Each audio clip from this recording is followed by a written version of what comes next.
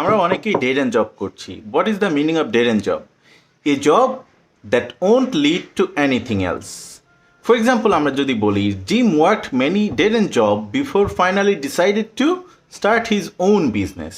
তার মানে জিম অনেক ডেড এন্ড জব করেছে এবং ফাইনালি সে কি ডিসাইড করেছে যে তার নিজস্ব বিজনেস শুরু করবে।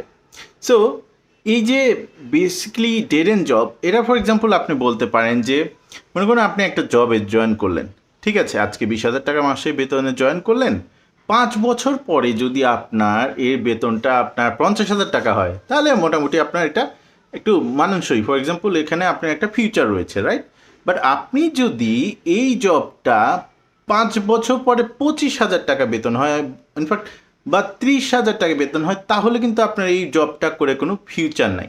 সো মেক শিওর এই ধরনের ডেড এন্ড জব করার আগে আপনি একটু ডিসাইড করবেন হোয়াটস মাই ফিউচার, এবং ডেড এন্ড জব করা থেকে আমার মনে হয় বিরত থাকা উচিত।